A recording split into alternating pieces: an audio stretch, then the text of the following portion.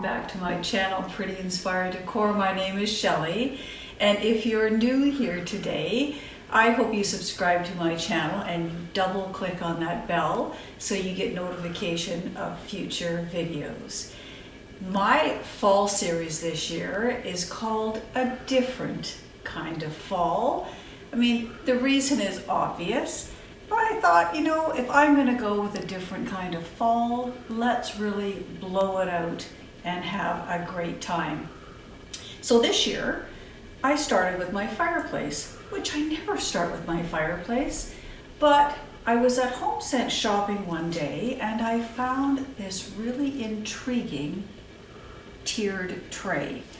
And I thought, that would fit on my fireplace and I can make it work for fall and a variety of seasons. I was really quite intrigued by it. So I came home, I popped it on the fireplace, and I began. So this year, for those of you who've been following my channel, you know that I love pinks and greens and golds and creams and whites. And this year I've added in, some other pops of purple as well. But this is primarily in the colors that I enjoy all season. So if you take a look at the tiered tray, you'll notice that I began with a variety of pumpkins. All of the pumpkins I owned, for a few years, with the exception of this one and a smaller one that's at the end of the fireplace. And that particular pumpkin is in the Michaels section for Halloween, and I just fell in love with it. I mean, it's pink, it's got pearls, it's got glitz, what's not to love? And so I decided that I would take my pumpkins and I would put some of them sort of on the side, so they weren't just all sort of lined up like little soldiers, and I would add some florals in just to sort of make it look more pretty and more romantic and more visually interesting.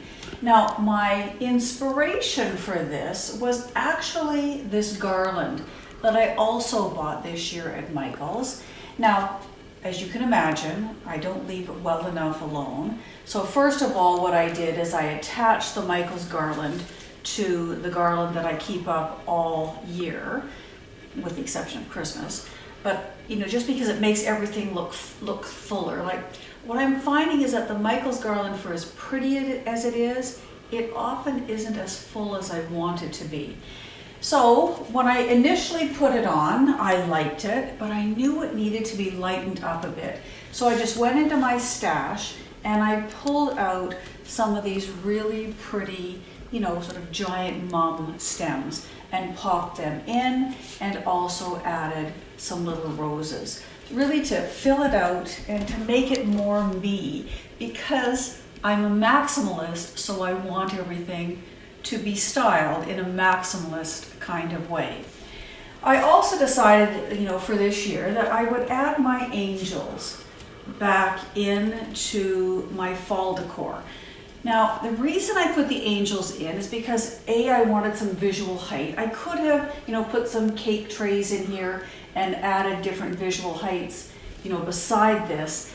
But when I really looked at it, I thought, for this time of year, and with the little kiddies going back to school, and the teenagers going back to school, and the teachers going back to school, and everything being in such chaos, I thought, we all need our better angels, so what's a better place than to add some angels in? And you already know I keep my little seashell angels up all year around anyway. So they really flanked it nicely.